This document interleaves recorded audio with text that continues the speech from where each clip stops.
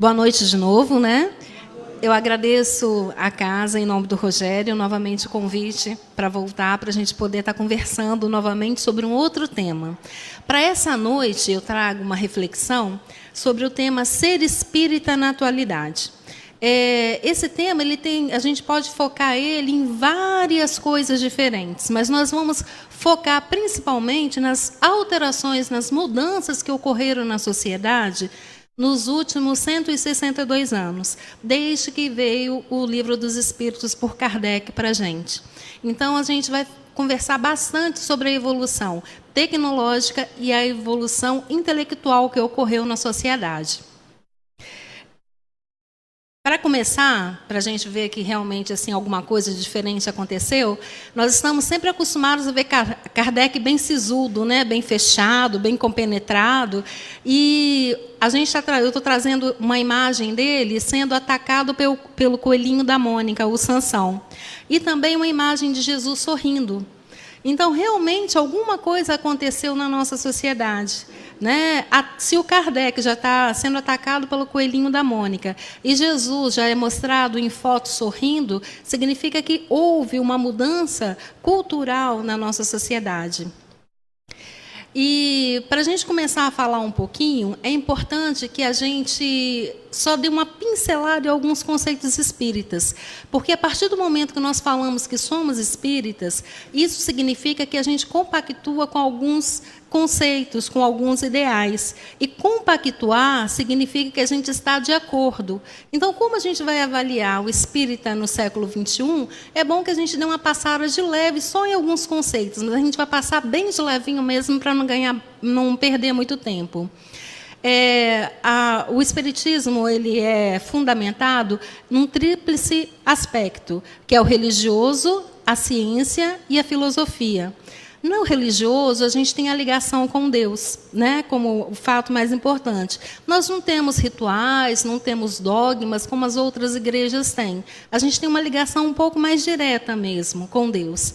A parte filosófica responde às dúvidas principais. De onde eu vim? Quem eu sou? O que eu faço aqui? Por que eu sofro? Qual o meu destino depois que eu desencarnar? Né? Então, isso daí fica na parte filosófica.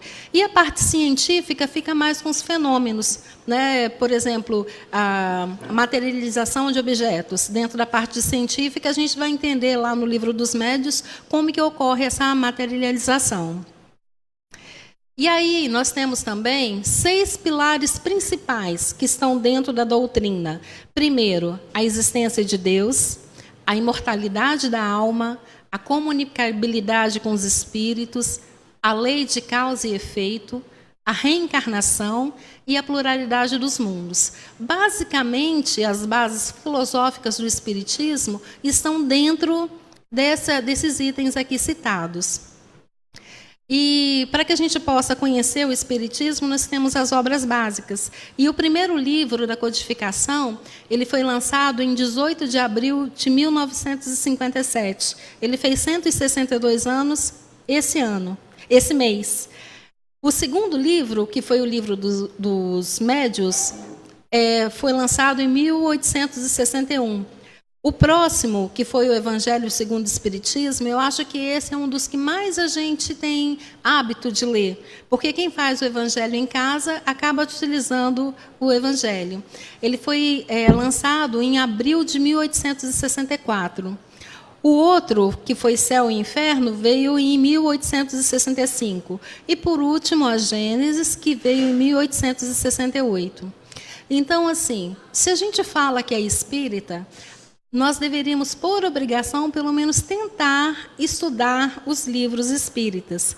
Como às vezes é complicado a gente pegar um livro e estudar em casa, ou mesmo participar de um grupo de estudo dentro da casa espírita, nos é oferecido outras formas de estudo também. A gente tem o ESD, que é o estudo da doutrina espírita de uma forma muito mais leve, muito mais fácil para que a gente fazer. Ele é dividido em 3 livros.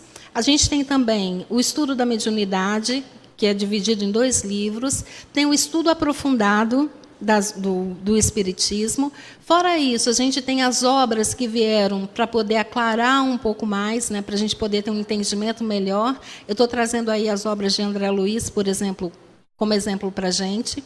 Nós ainda temos oportunidade de aprender Espiritismo através da TV Mundo Maior, através de diversas palestras que tem na internet. São conteúdos que são muito divulgados. E a gente ainda tem a oportunidade de aprender em casa. Em casa, eu estou colocando ali o exemplo do Evangelho no Lar, porque a gente, como espírita, deveria abraçar essa causa. Eu não sei aqui quantos fazem Evangelho no Lar. Quem tem o hábito de fazer? Pois é, quem não tem, tiver curiosidade, seria bom procurar o Rogério depois, porque a gente fazendo o Evangelho no Lar, a gente está convidando a Jesus para ir toda semana lá na nossa casa, junto com o nosso anjo da guarda, para poder reforçar as barreiras da nossa casa, para poder trazer estabilidade emocional para a nossa família, e para a gente fazer... E assim, é muito simples a prática do Evangelho. Então, quem tiver interesse, depois pode procurar o Rogério para poder conversar. Hein, Cleide? Já que você está falando, eu vou vender meu peixe, né? Pode vender. Não é o Rogério, não. Tem que procurar o Suel. Porque o Suel ele é responsável por uma equipe para poder formar esse grupo, esse Evangelho no Lar, onde a pessoa não tem condição de formar, eles vão lá, ensinam, passam alguns dias lá, é só a família convidar. É só procurar o Maxwell. Tá bem? Então, o caminho já foi dado, hein, gente? E... é importante a gente falar um pouquinho também, então a gente conhecer um pouquinho do Espiritismo. Foi bem rapidinho, porque se a gente fosse falar mais sobre as obras, a gente ia acabar perdendo tempo. E o nosso foco aqui hoje é tratar como ser espírita no século XXI. Então, a gente vai começar a conversar sobre quais as razões que podem nos levar a ser espíritas. Primeiro, a compreensão da mecânica da vida, das leis da vida. Esse conhecimento nos ajuda a avançar sempre e a mudar nosso padrão ético-moral, o que nos transforma e podemos mudar o mundo. Quando a gente compreende a dinâmica da vida, e a gente vai compreender isso estudando o Espiritismo, a gente vai entender que tudo que o berço me dá, beleza, fama, dinheiro, o túmulo vai levar. A única coisa que vai ficar é a minha essência. Então, o que realmente tem valor para a gente? A beleza, o dinheiro, o carro, ou as qualidades que são minhas, que eu vou trabalhar e eu vou construir, e quando eu desencarnar, eu vou levar junto comigo. Então, uma das coisas que é importante para que a gente... que é uma razão para a gente ser espírita, é justamente entender essa mecânica da vida. Entender se eu estou passando por uma situação difícil, por que eu estou passando por essa situação agora? Como que eu posso resolver essa situação? Se hoje eu não estou feliz com a minha vida, dentro do Espiritismo, eu vou encontrar a resposta que se hoje não está bom, eu posso semear hoje sementes, tomar atitudes melhores e logo ali na frente vai estar melhor. Então, entender isso é uma razão importante para que a gente se torne espírita. Outra coisa é responder às magnas questões da vida. Quem eu sou, de onde eu vim, para onde eu vou, o que eu faço na Terra, por que eu sofro. E, através desses conhecimentos, a gente vai se conhecendo melhor e vai tendo oportunidade de se melhorar. O Espiritismo ele tem uma mensagem bem lúcida para os desafios existenciais. Eu vou entender que se eu estou no momento, que é um momento meio difícil, eu estou nele porque eu preciso passar para me poder me melhorar. Então, ele traz uma explicação bem clara para a gente poder entender. E o mais importante também, é uma razão para a gente ser espírita, para a gente aprender a viver uma religiosidade de verdade. Para que a gente ligue realmente o nosso Wi-Fi com Deus através da senha que é a oração. Né? E aí a gente vai entender que essa ligação com Deus direta, ela é muito importante, muito prazerosa e que vai nos fortalecer muito. E o Espiritismo, ele é uma bússola.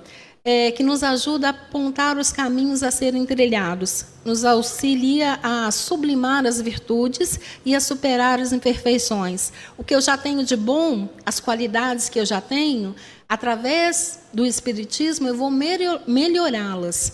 E o que não é tão bom ainda, que todo mundo tem as suas imperfeições, eu vou conseguir o quê? Aos poucos, superá-las. Continuando aí, nesses últimos 162 anos, desde que veio o Livro dos Espíritos para a gente, a sociedade, de um modo geral, ela teve grandes transformações. E essas transformações mudaram brutalmente os nossos hábitos, os nossos comportamentos, os nossos estilos de vida. Então, eu vou apresentar para vocês só alguns pontos que mudaram nesses 162 anos, para vocês terem uma ideia como que, na época de Kardec, a sociedade era uma, e hoje a sociedade é totalmente diferente. Em 1857, para a gente começar a falar, a Terra tinha 1 bilhão de habitantes. Hoje, 2019, nós temos 7,6 bilhões de habitantes. Então, nesse período de 162 anos, aumentou a população em mais de 6 bilhões e meio. É um aumento muito grande. E esse aumento desse tanto de gente que está populando a Terra mudou radicalmente os costumes, os hábitos que eram praticados na época de Kardec. A expectativa é que daqui a 30 anos, em 2050, nós sejamos ao todo 9,6 bilhões de habitantes. Então, a tendência é a gente continuar a crescer. E essa mudança, esse aumento no número da população acabou causando algumas mudanças radicais no nosso planeta. Primeiro, a gente convive hoje com uma grande problemas que foram causados por esse aumento de população. Um deles é a poluição. Nós hoje temos assim problemas seríssimos, né? Nunca se viu tantos desastres naturais, né? Tsunamis, furacões. E o que está por trás disso? O nosso uso desenfreado dos recursos do planeta de uma forma não saudável acaba implicando muito nisso. Outro problema que a gente teve também, como que a gente ia passar a alimentar esses 7,6 bilhões de pessoas? Em 162 anos, teve que se adequar o planeta para alimentar essas pessoas. E aí chega até uma questão muito interessante. O que é melhor? A gente garantir a nossa qualidade de vida não desmatando a floresta, ou desmatar a floresta e garantir o churrasco do fim de semana? Porque não tem mais espaço para a gente colocar gado para poder criar, para ter o churrasco do fim de semana. Então, o que é melhor? Avaliando, o que a gente teria que fazer? O que seria melhor? Repensar o consumo da carne ou manter a floresta para que a gente tenha qualidade de vida? Outro problema muito sério também é o problema de habitação. Vocês imaginem, em 162 anos, 6,6 bilhões de pessoas surgiram a mais. Como que a gente vai acomodar todas essas pessoas? Né? Então, foi uma evolução muito grande, num período muito curto de tempo. Fora isso, ainda falando da evolução que teve na sociedade, a gente tem o índice de natalidade, ele caiu muito.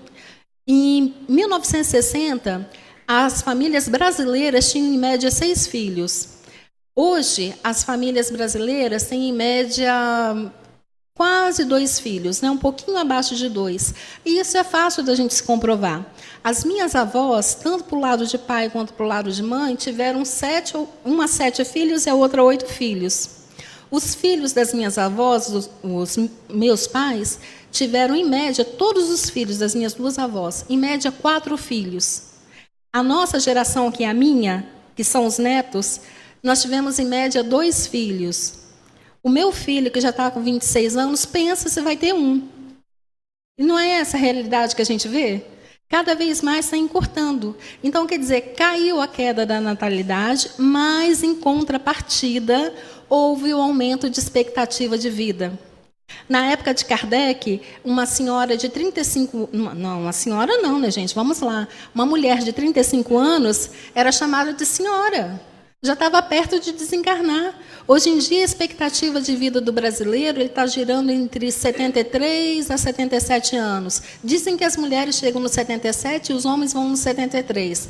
Vai saber por quê. Só que esse prazo a mais de vida que nós ganhamos, nós estamos nos preparando para poder usar ele de forma adequada?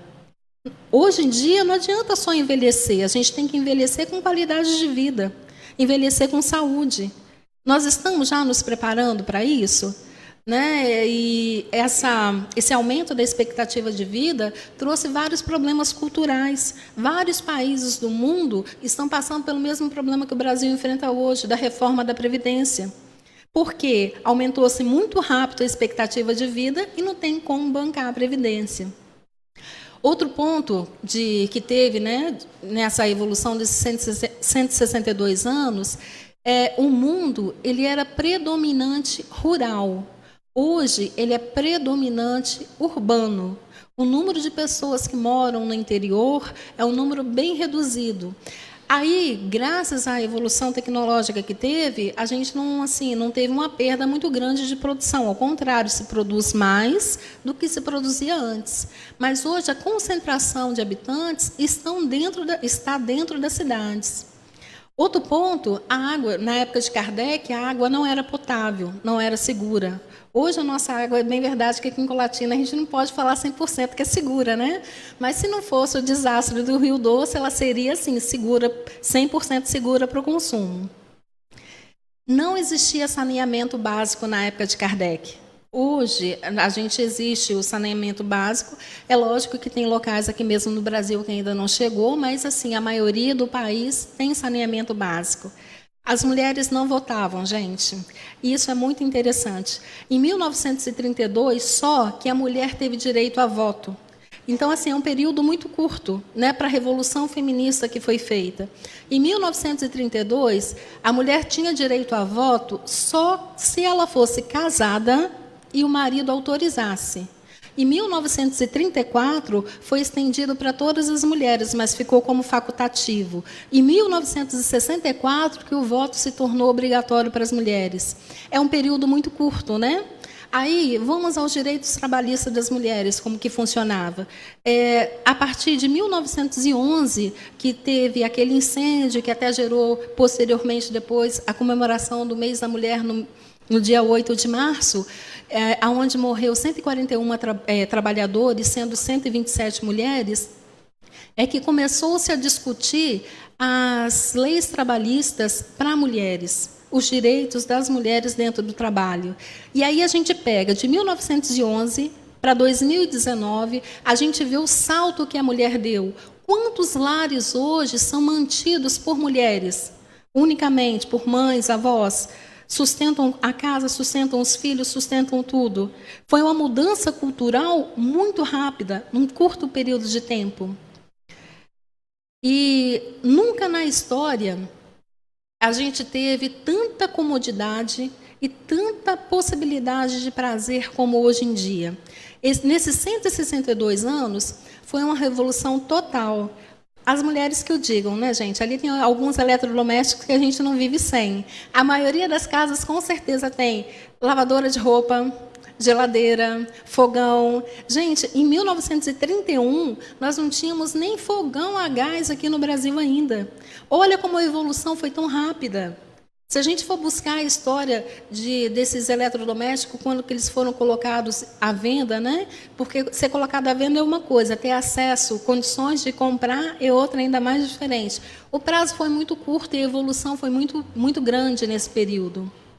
Os meios de transporte a gente não tem nem o que falar, né? Se a gente pegar lá no Brasil de 1850, o meio de transporte mais popular era a charrete ou cavalo.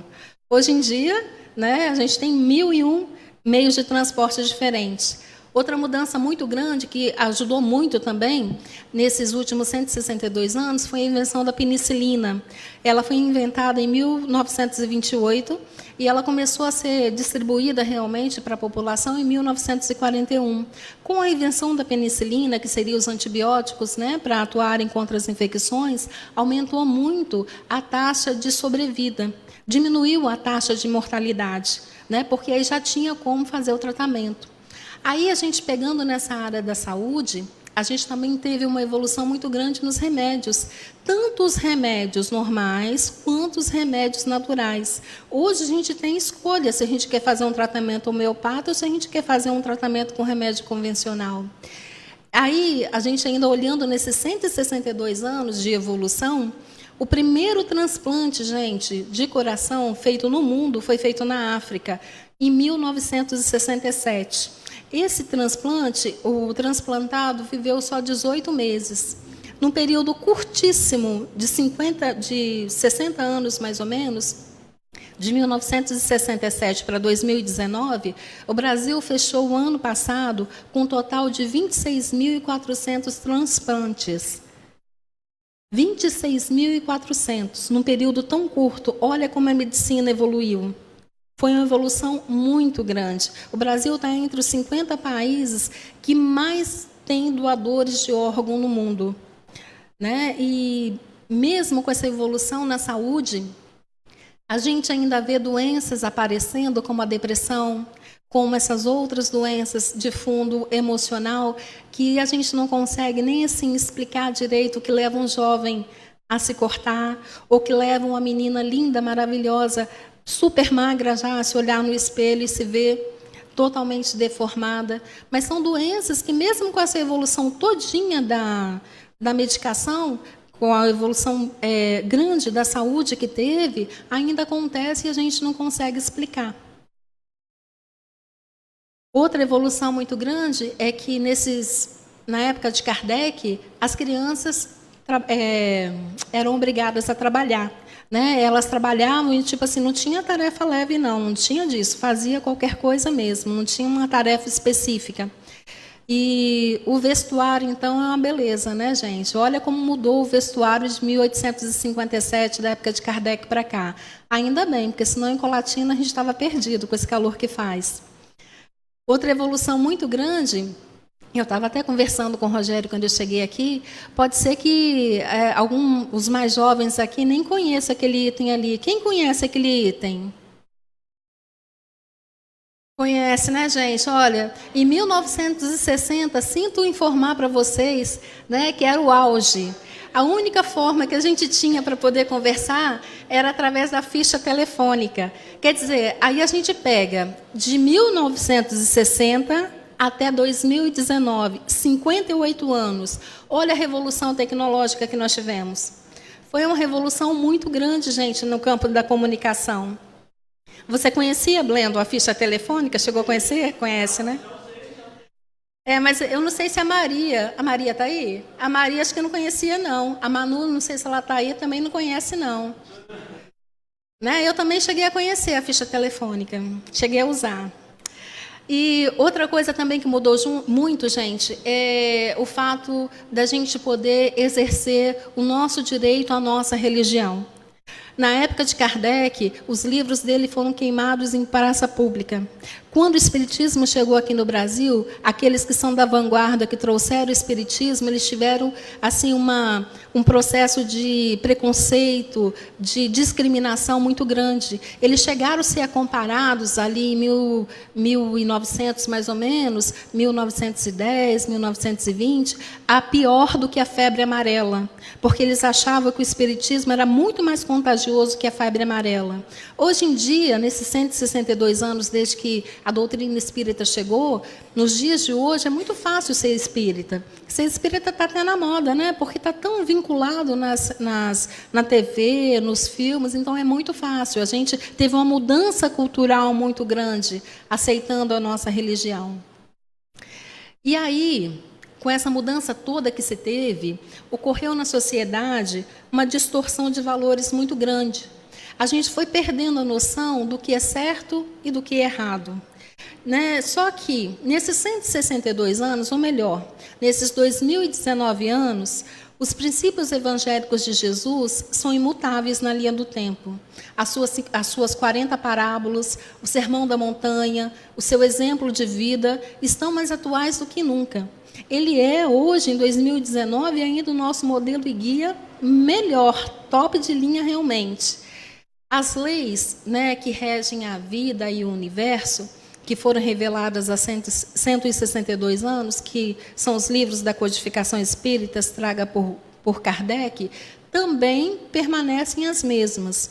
O que ocorreu é que vieram novas literaturas, vindas do mundo espiritual, que nos ajudaram talvez a compreender um pouco melhor até, mas são as mesmas na sua essência. Então, o que mudou para ocorrer essa distorção de valor? O que mudou foi que a sociedade se transformou. Ela criou padrões civilizatórios e houve distorção de valores. Hoje em dia é difícil a gente entender, para algumas pessoas, o que é certo e errado. Entra-se naquela onda de que todo mundo faz, então se todo mundo faz, eu também posso fazer. Acha-se que é normal. Então a gente vai conversar um pouquinho agora dos valores que foram um pouco distorcidos, um pouco corrompidos nessa evolução tão grande que a sociedade teve.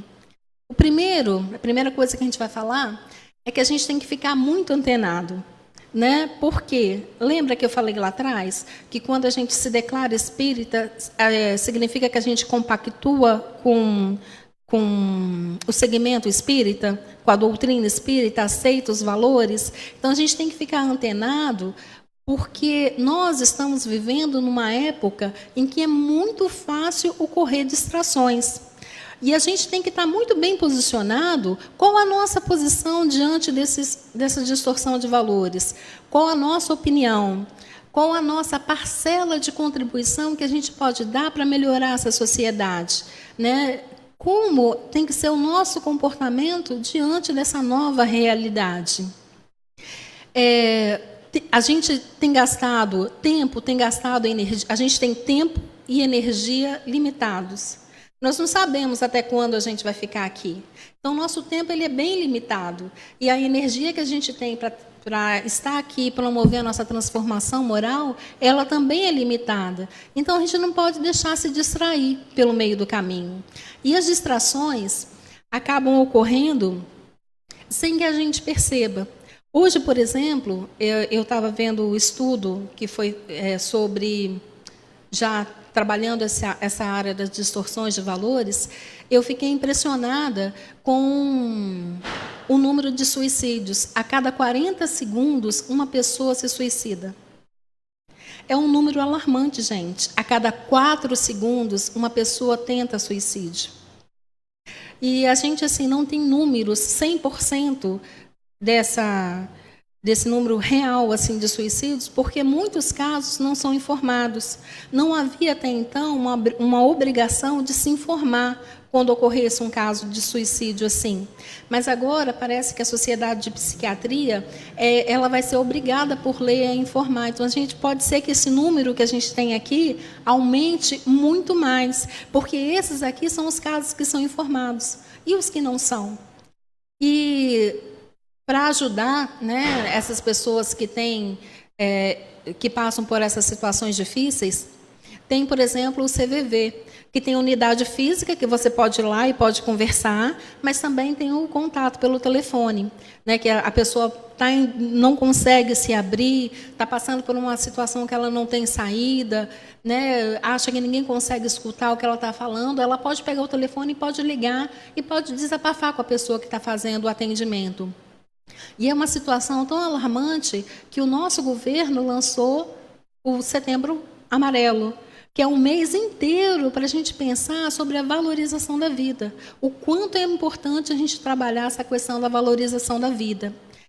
Outro assunto que é uma distorção de valor muito grande é a questão do aborto.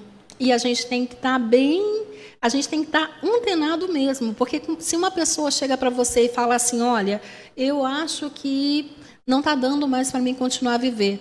Eu não estou dando conta e eu vou pensar em me suicidar. Nós, como espíritas, temos que estar antenados para conseguir trazer o alento para essa pessoa. Assim como também na questão do aborto, que é uma questão muito delicada, né? Porque o corpo da mulher é dela, mas o corpo da criança que está ali dentro daquele corpo, da mãe, não é dela, não pertence a ela. Como nós nos posicionamos em relação ao aborto? Só porque o Supremo Tribunal Federal falou que até o 3º mês de gravidez o aborto pode ser feito, a gente é favorável ou a gente é contrário? Né? Essa é uma distorção de valores. Tem muitas pessoas que acham que sim, que é favorável, pode fazer, o corpo é da mulher, ela que tem que decidir. E nós, como espíritas, o que a gente pensa em relação a isso? Essa é uma distorção de valor muito grande dentro da nossa sociedade. A maioria das pessoas não conseguirem achar normal cometer o assassinato através do aborto. Outros pontos de distorção de valores é que a nossa sociedade ela está doente, ela está caótica, está depressiva. Qual a contribuição que nós, como espíritas, podemos dar nesse momento para a nossa sociedade? Outra coisa, outra distorção de valor. A gente vive num mundo de culto à beleza, culto à alegria, culto à eterna juventude. Como entender o papel da tristeza nessa cultura? Como, se obrigatoriamente, quando a gente abre o Facebook, abre o Instagram, você só vê as pessoas nos melhores momentos da vida, como que eu vou entender que a Aninha está lá feliz da vida e eu estou aqui triste da vida? O normal, perante a nossa sociedade hoje em dia, é todos serem super felizes. Não é essa a realidade que a gente sempre vê estampada? Como que quando a tristeza chega dentro de mim, eu vou me achar anormal porque eu estou passando por um momento difícil? E a gente tem que ficar antenado em relação a isso, para saber que não, se a tristeza chegou, ela tem um motivo.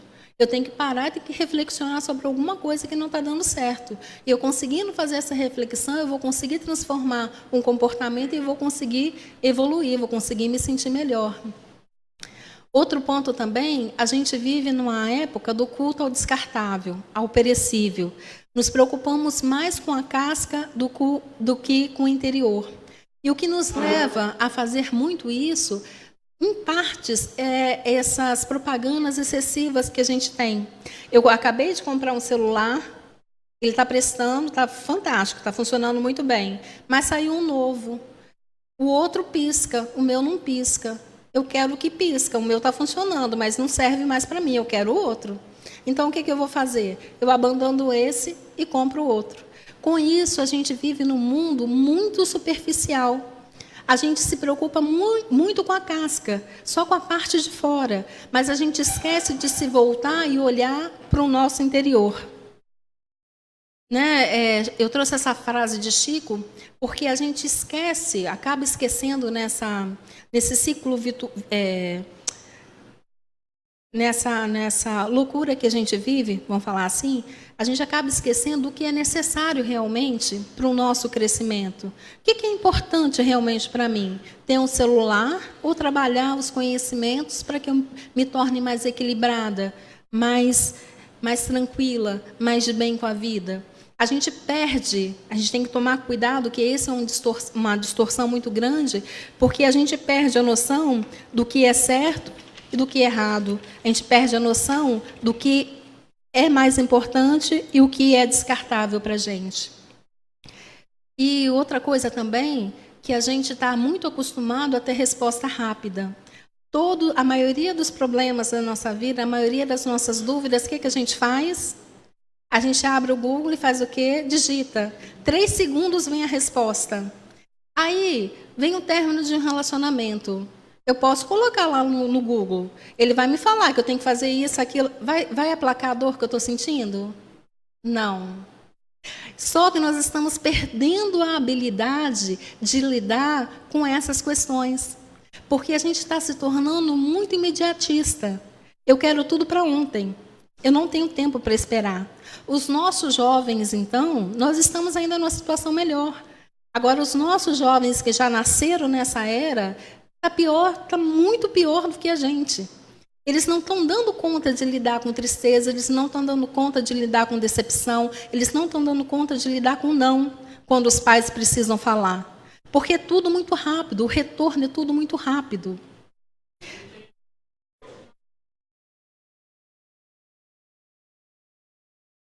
Isso.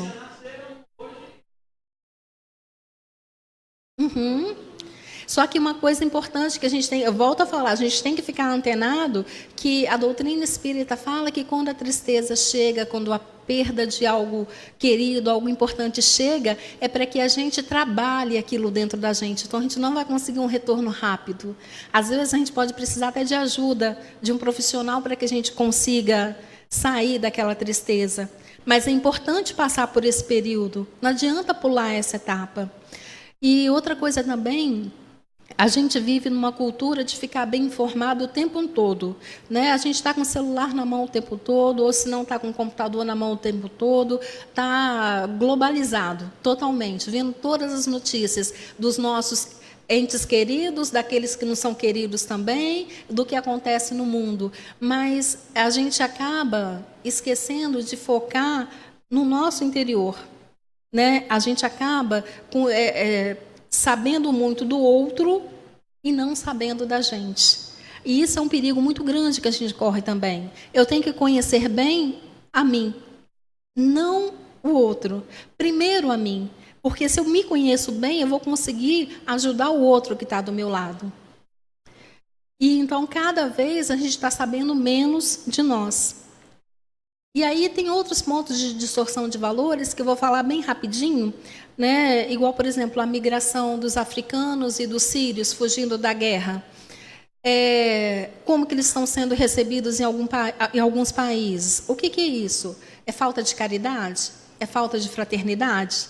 Agora, como nós estamos nas situações parecidas com essas, em que nós temos que dar o apoio, dar o braço amigo para o nosso irmão que está no lado? Estou sendo caridosa? Estou sendo fraterna? Aí a gente vê falar muito também, que é uma distorção de valor grande da nossa sociedade, da corrupção de um modo geral. Eu citei ali na política, na FIFA, na Petrobras, né? Mas aí é um ponto que a gente tem que avaliar, já que a gente tem que ficar antenado dentro dos conceitos da doutrina, como eu estou a nível de corrupção? Porque a gente imagina que corrupção é só uma coisa grande, mas não. Se eu vou no supermercado, a moça me dá 50 centavos a mais, eu percebo que tem 50 centavos ou R$1 a mais, e não devolvo para ela, eu estou sendo o quê? Corrupto. Porque eu estou tirando do caixa dela. Quando ela for fazer o caixa no final do dia, vai fazer falta aquele dinheiro. Então, como que nós andamos a nível de corrupção? A nível do racismo, da homofobia, da síndrome em relação à orientação sexual. Seria falta de respeito às outras pessoas? Como nós estamos nos portando em relação a isso? A nível também do preconceito religioso, né? No caso do espiritismo, às vezes as pessoas, por desconhecerem a beleza da nossa doutrina, imaginam que é uma coisa totalmente diferente, né? Costumam falar se você frequenta mesa branca ou mesa preta, né? Ou, às vezes, aqui eu não sei, mas lá na sociedade eu já vi casos das pessoas estarem andando na beira da calçada, atravessam para o outro lado só para não passar na frente da casa espírita, porque não conhece, tem medo, né? Agora, como nós estamos em relação às outras pessoas que têm religiões diferentes? Nós temos o mesmo comportamento ou não? Aumento da intolerância e da brutalidade, né? Essa é uma grande distorção de valores hoje na nossa sociedade. É normal. As pessoas acham que é normal isso. Crianças que vão armadas para a escola. É uma distorção de valores também muito grande, dessa questão cultural que se perdeu nessa evolução tão rápida que teve. Como que a gente está preparando os nossos filhos? Como nós estamos preparando os jovens que frequentam a casa espírita para estarem prontos para se acontecer alguma situação como essa? A gente tem que lembrar que todos nós estamos internados como se fosse numa clínica, né? Todos que estamos aqui temos questões pessoais para resolver. São poucos os missionários que existem aqui internados junto com a gente. A maioria mesmo tem questões para resolver. E nessa questão da transição planetária, pode ser que até intensificou um pouco mais essa distorção de valor, porque a gente tem vários irmãos encarnados que estão com a última chance para acertar o passo para conseguir continuar na Terra. Então, realmente, parece que está tudo descontrolado, né? Só que eu gostaria de lembrar que não, que aquele que está ali no cantinho, Jesus, ele está no leme. E, com certeza, ele está orientando e está olhando pela nossa orbe. Então, mesmo que se pareça que tudo está meio que descontrolado, nós temos que fazer a nossa parte, trazer o equilíbrio dentro do que for possível e confiar que ele, com certeza, está no comando. E aí, nós somos trabalhadores de última hora. E a gente está assim, nós estamos aqui tentando conquistar uma vaga no vagão que está indo rumo à evolução da transição planetária. E sem método, sem planejamento, e sem a gente associar esse método à fé raciocinada, é muito difícil a gente conseguir um bom resultado. O que a gente vai precisar fazer? Pegar esse conhecimento que a gente adquire com os livros espíritas, pegar esse conhecimento que a gente ganha aqui nas palestras na doutrinária, pegar o conhecimento que a gente ganha nos grupos de estudos, levar esse conhecimento até o coração e transformar em ações práticas. Nós temos que partir para a prática para a gente conseguir um bom resultado. E está chegando já pertinho do final da nossa conversa de hoje, que vem os desafios para ser espíritas no século XXI. Então, diante de todas essas mudanças que se tiveram, a gente tem alguns desafios para ser espírita, para se considerar espírita verdadeiro agora no século XXI. O primeiro dele é a linguagem que usamos para nos expressar na pregação da doutrina. Como processar os conhecimentos espíritas para ficarem mais interessantes? Isso, gente, é muito interessante. A gente tem que lembrar que os livros da codificação foram escritos de 1857 a 1868. Então, a linguagem que era usada naquela época era muito diferente da linguagem que é usada hoje em dia. Naquela época, se quisesse escrever você, com certeza ia escrever você com 4 letras, completinho. Hoje, para escrever você, como que a gente escreve? Só o V e o C está muito bem. E tem pessoas que só o V, né? É bem abreviado mesmo. Então, assim, a gente tem que ter cuidado quando a gente for repassar os conhecimentos espíritas, principalmente para as nossas crianças, para os mais jovens, porque se a gente usar alguns nomes complicados que a gente precisa até de dicionário para poder falar para eles, eles perdem o interesse rapidinho. Então, esse é um cuidado que a gente tem que ter. É um desafio para a gente, atualizar a linguagem espírita sem perder o conteúdo. O outro é a forma como a gente faz para fazer os estudos, para fazer as doutrinárias. Em 1910 foi feito um estudo em que um jovem conseguia ficar 50 minutos atento, prestando atenção numa coisa. Hoje em dia, em média, um jovem consegue ficar 8 minutos e nós não estamos diferentes deles. A gente não consegue ficar mais do que 8 a 10 minutos realmente concentrado. Aí a gente está aqui olhando para frente, mas na verdade a cabeça está longe. Então a gente tem que repensar qual é a melhor forma de repassar. Será que o ideal realmente é uma doutrinária de 50 minutos? Ou será que de repente poderia se fazer num esquema diferente? 20 minutos, faz um intervalo, faz uma coisa diferente, continua depois. São pontos que a gente tem que avaliar em relação a isso, porque se cada vez mais a tendência da gente ficar atento no assunto está diminuindo, pode ser que piore ainda mais daqui para frente. Outra coisa que é muito importante é que as casas espíritas precisam e necessitam de trabalhadores que possam contribuir na parte tecnológica. Se o mundo hoje é todo tecnológico, a Casa Espírita também vai precisar usar alguns recursos tecnológicos para torná-la mais atrativa. Não é, Rogério? Né? Hoje, por exemplo, o Rogério está aqui, está sendo assistente de cameraman, aí ele volta para ali de novo, vai para ali de novo. A gente tem necessidade de ter esses profissionais que possam ajudar. E outro desafio é a questão da empatia, da gente se colocar no lugar do outro. Poder sentir um pouquinho a dor que o outro está sentindo. Hoje a gente está muito individualista. Nós pensamos só na gente, a gente não pensa no outro. E isso faz com que a gente não consiga mensurar, talvez, as situações dolorosas que o outro está passando. Então a gente tem que tentar se tornar realmente mais empático, se colocar mais no lugar do outro. E a disposição do contraste em me alegrar e lidar com situações diferentes, de forma construtiva, disponibilidade para o novo. Gente, num mundo que está mudando tão rápido, eu não posso ficar na minha zona de conforto, querendo que a vida seja sempre como ela foi. Aquela síndrome de Gabriela, eu nasci assim, vou continuar sempre assim. A gente tem que estar disponível, a gente tem que estar disposto realmente para o novo, para conseguir acompanhar essas mudanças que estão acontecendo. E a gente tem que lembrar que o tempo voa.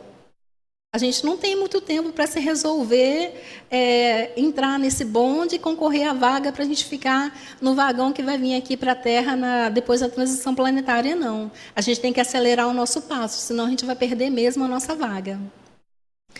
Ainda falando dos desafios, um outro desafio muito grande é a gente propagar a mensagem espírita fora das quatro paredes da nossa instituição. E qual a melhor forma de a gente fazer isso? As nossas atitudes. Se eu sou uma pessoa muito intolerante, muito incompreensiva, se eu começo a mudar no meu local de trabalho, as pessoas vão perguntar se a água que eu estou tomando tem maracujina ou se está acontecendo alguma coisa diferente. Eu vou despertar interesse. E aí eu posso falar, não, é porque eu estou participando do espiritismo, então eu estou reavaliando a minha forma de vida, a minha conduta. Então, a melhor forma da gente levar a mensagem espírita fora da nossa casa espírita é o nosso exemplo e a nossa atitude. Essa é a forma, assim, melhor mesmo, que vai trazer mais resultado.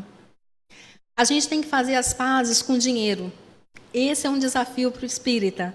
Para todo mundo, né? Mas principalmente para a gente, que preza o equilíbrio na vida. Então, a gente tem que fazer as pazes com dinheiro, desenvolvermos um padrão de coerência financeira, tanto pessoal quanto com a casa espírita. Pessoal no seguinte sentido: se eu ganho 100, eu tenho que aprender a viver com 100. E não gastar os 100 e mais 100 no cartão de crédito, que eu não vou saber como eu vou pagar no mês que vem. Em relação à casa espírita, gente, a gente também tem que pensar muito nesse assunto, porque energia elétrica, copinho de água, água mineral, pó de café, papel higiênico, líquido para limpar o chão, isso os espíritos não fazem materialização. Não aparece por milagre. Tudo é comprado. Então, a gente tem que ter compromisso também com a casa espírita. Não importa o valor que eu possa doar, mas importa o comprometimento de todo mês eu dar o valor que eu tenha condições de dar. Se for R$5, eu posso achar que é pouco, mas não. Pode garantir um pacote de papel higiênico para ser usado lá no banheiro. Pode garantir parte das folhas de papel ofício que vai usar na evangelização. Esse compromisso a gente tem que ter tanto pessoal quanto com a casa espírita. Outro desafio muito importante é ter ciência que os espíritos podem nos ajudar, nos inspirar, mas o trabalho de transformação é nosso. O meu anjo da guarda, ele vai poder chegar aqui e falar assim: Cleide, não faz isso, não vai por esse caminho. Agora a escolha para poder me melhorar tem que ser minha. Então, quem tem que ter compromisso com a melhoria pessoal e a transformação sou eu, e não o meu anjo da guarda. Outro desafio é rever a forma de ver a vida e nos posicionar de forma mais definitiva diante dos nossos conhecimentos espíritas. Se eu sei que a minha transformação moral só vem a partir da minha reforma íntima, não adianta eu esperar que o milagre vai acontecer. Eu não vou melhorar. Vai ter que vir através da reforma íntima. Eu vou ter que arregaçar a manga da camisa e vou ter que trabalhar. Outro desafio que a gente pode falar é que a casa espírita, ela é um centro de convivência, onde trocamos experiências com base na proposta dos espíritos. Conviver não é fácil. Conviver na casa espírita continua não sendo fácil. São pessoas totalmente diferentes. Então, eu não posso impor a minha força de vontade a ninguém. O Rogério não pode chegar e impor a vontade dele para ninguém. Ele pode sugerir e as pessoas podem acatar. Só que toda vez que a gente fala conviver com pessoas é um problema, né? E é um problema muito sério. E a gente tem dentro da casa espírita pessoas com diferente idade, diferentes etnias, diferentes profissões, só que aqui dentro, nesse espaço, todos nós somos iguais. Então, a gente tem que aproveitar esse tempo para crescimento pessoal. E isso é o mais importante. Aproveitar realmente que aqui dentro é um centro de convivência e trabalhar o nosso crescimento pessoal. Mais uma vez, trabalhar a empatia, se colocar no local do outro. Ajudar quando for possível, aceitar ajuda, ser humilde, aceitar ajuda quando for necessário. Outro ponto é o compromisso com a causa espírita. Esse é outro ponto muito importante. A casa espírita precisa de voluntário. Ela precisa da parte material, mas ela precisa do voluntário também. Porque não adianta nada ter o pó de café se não tem quem faz o café. Não adianta nada ter o líquido para limpar o chão se não tem quem se disponibiliza a vir aqui e ajudar na limpeza. Então, gente, trabalho sempre tem dentro da casa espírita. Com certeza. Ou aqui não tem? Porque lá na sociedade tem, né? E são diversos tipos de trabalho. E a gente, assim, sempre tem que pensar em tirar, nem que seja meia hora, 1 hora por semana, para poder dedicar a ajudar a casa espírita. Aqui não é a nossa casa? A gente não abre a geladeira como se fosse a da nossa casa? Na casa da gente, a gente abre a geladeira. Aqui também a gente abre. Eu não abro aqui porque eu sou convidada, né? Mas lá na sociedade eu abro a geladeira. Então, a partir do momento que a gente abre a geladeira, a gente faz parte. É a nossa casa. Então, a gente tem que zelar, tem que cuidar. Então, o voluntariado do trabalho, gente, é muito importante. E ter a mente aberta para o diálogo interreligioso. Eu não preciso transformar ninguém em espírita, não tenho essa necessidade, né? Mas sim, mostrar novamente com as minhas atitudes que elas vão refletir que a minha escolha de vida foi uma escolha acertada, né? E deixa ele, se ele achar que eu melhorei o suficiente e tô bem na fita, quem sabe ele até não se anima para poder conhecer. Outra coisa importante também é termos ciência de que nós somos agentes de transformação. Temos que aproveitar o convívio com a doutrina para o nosso aperfeiçoamento, entender os que convivem conosco. Esse é um desafio muito grande. Aproveitar realmente, extrair o máximo do conhecimento da doutrina, visando a nossa transformação e ajudar quem está próximo. Outro desafio grande saber que tipo de espírita a gente quer ser. A gente quer ser um espírita operante ou um espírita contemplativo? O contemplativo é aquele que vem nas doutrinárias, vem nos estudos, tem a estante cheia de livros espíritas, mas não coloca nada em prática.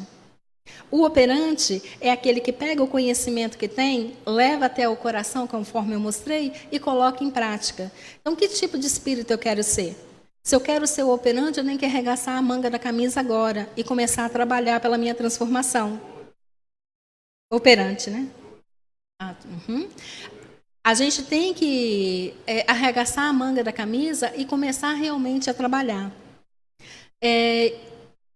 Outro desafio é abordar temas complicados dentro das casas espíritas, como, por exemplo, aborto, suicídio, pedofilia, mas que são temas que são importantes, não é? Nós não temos que ter uma posição definida como espíritas do que a gente pensa sobre isso?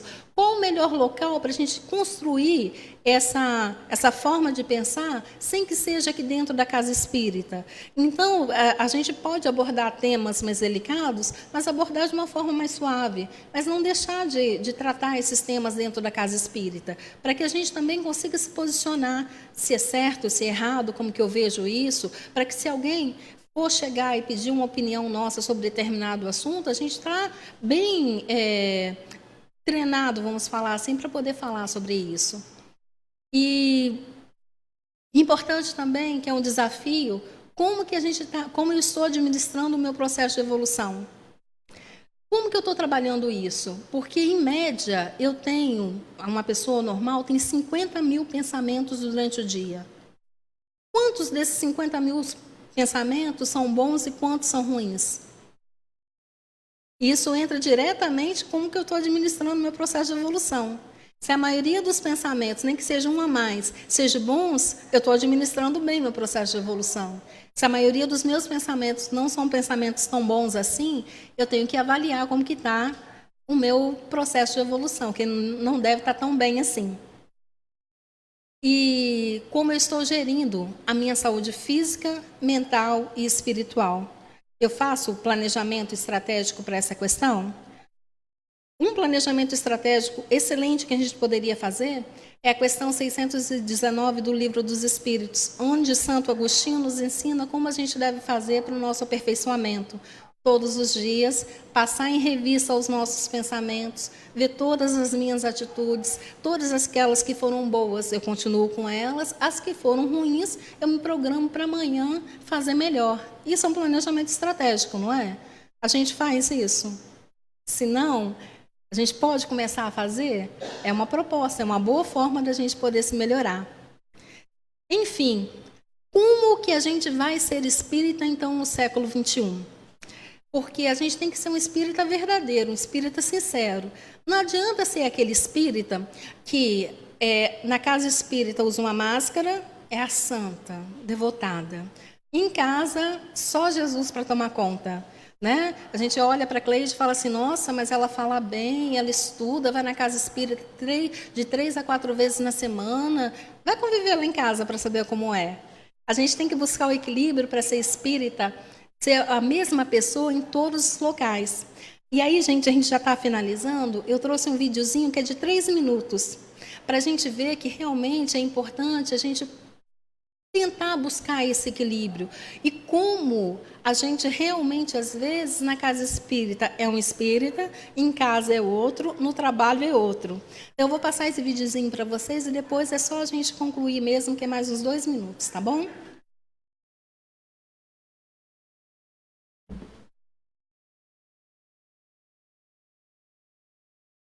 Ah, tá sem som.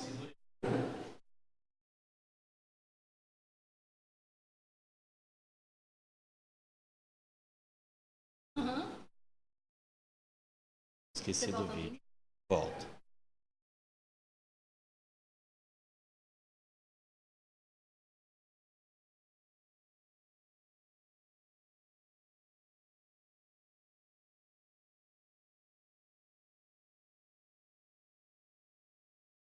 Depois desse, né? Vou ligar o som.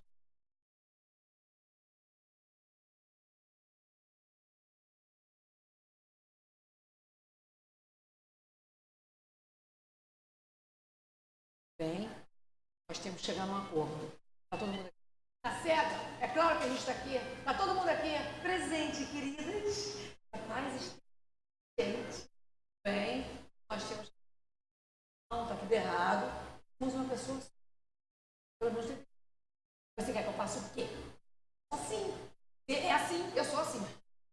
Essa valoroso auxílio, botados amigos espirituais, vimos encontrar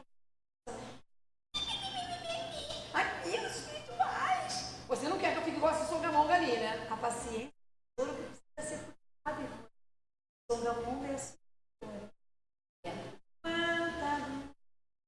E segura que eu vou dar nela. Aquela sua boca. Cala sua boca agora. Cala, não quero você. Cala a boca. Espírita. Espírita. Quer um abraço? Chega, gente. Por favor, isso é sério. Eu preciso encontrar um equilíbrio entre as genatas. E olha que eu nem chamei todas, hein? Ó, no dia a dia, por exemplo, eu preciso ser menos estressada. Só gatinha, que o dia a dia é estressante, tá? Porque tem que lavar, passar, cozinhar, levar a criança para a escola, cuidar de marido. Se a Maria Tereza Calcutada aí tivesse metade do que eu faço, não ia ficar... Um sorriso é uma prece. Uma bolacha tu merece. Eu podia ser um pouco menos artificial no centro. Um pouco mais... Como assim? Artificial, cara, confrade? Garota, para com isso. Você nem sabe o que é confrade. Para com essa palhaçada. Parece que engoliu o Chico Xavier. Eu só estou seguindo o exemplo para o artista. Seguir o exemplo é se inspirar nas boas atitudes deles. Não você ficar imitando gestos, vocabulário, para depois, no dia a dia, ficar igual umas certas pessoas que eu conheço, entendeu? Feito uma louca, mal-humorada. Louca é! Renatas! Nós temos que ter um equilíbrio. Ou então a gente vai parar no hospício. É isso que a gente quer? Não, irmãzinha. professor em todos os lugares que eu fui. No centro, por exemplo, eu vou tentar agir conforme o ambiente, exagero, sabe? Equilibrada. Agora, no dia a dia, eu vou tentar ser menos estressada, senão eu vou ficar louca. Temos um acordo? Vamos ver. Bravo e não bravo. É uma valorosa decisão que reflete a busca pelo autoaperfeiçoamento. E ainda tem mais. Eu tô bem. Gente, cheguei na área. Desculpa aí, eu tava trabalhando. Me conta da reunião, como é que foi, o que rolou, como é que vai ser esse negócio aí, quem vai ser quem, eu sou quem.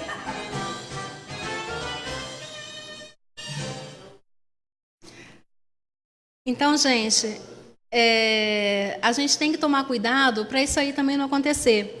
Porque não adianta a gente ficar tão preocupado em ser espírita, um bom espírita no século XXI, e ter várias personalidades diferentes. Então, como que a gente pode ser um bom espírita no século XXI? Primeiro, buscar o equilíbrio, né? O equilíbrio ele é fundamental em todos os campos da nossa vida. Né?